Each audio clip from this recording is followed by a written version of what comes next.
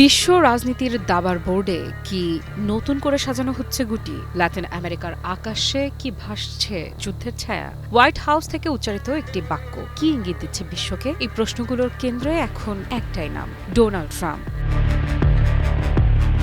যুক্তরাষ্ট্রের president Donald Trump ভেনেজুয়েলার সঙ্গে যুদ্ধের সম্ভাবনা একেবারে উড়িয়ে দেননি। সম্প্রতি মার্কিন সংবাদ মাধ্যম এনবিসি নিউজকে দেয়া এক সাক্ষাৎকারে তার কণ্ঠে ছিল স্পষ্ট অনিশ্চয়তার বার্তা। যুদ্ধের প্রশ্নে ট্রাম্প সোজাসাপটা বলেন, আমি এটা নাকচ করছি না।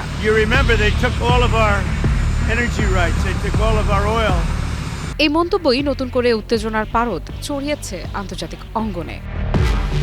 এনবিসি নিউজের সাক্ষাৎকারে যুদ্ধ নিয়ে আরও জানতে চাইলে ট্রাম্প কৌশলীভাবে এড়িয়ে যান। তিনি বলেন, আমি এ নিয়ে আলোচনা করি না। তবে একের পর এক প্রশ্নের মুখে শেষ পর্যন্ত স্বীকার করেন যুদ্ধের সম্ভাবনা একেবারে অস্বীকার করা যাচ্ছে না। একই সঙ্গে আবারও জানান আরও তেলবাহী ট্যাঙ্কার জব্দ করা হবে।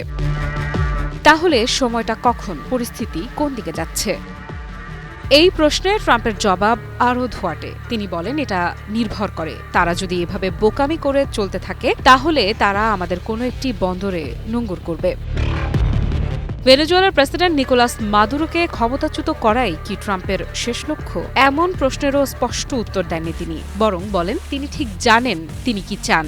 সবার চেয়ে ভালো তিনিই জানেন। এই কথায় যেন ইচ্ছাকৃতভাবেই অনিশ্চয়তা রেখে দেওয়া হলো।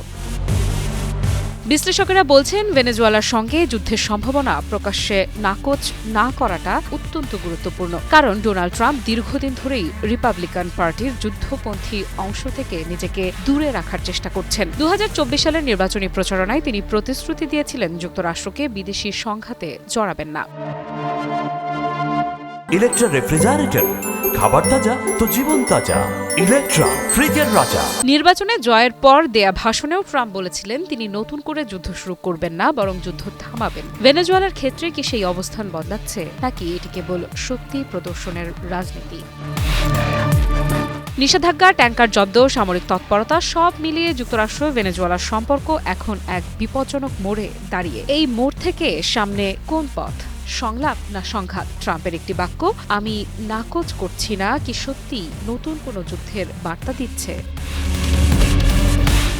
আফ্রিদা ইফরা, নিউজ 24।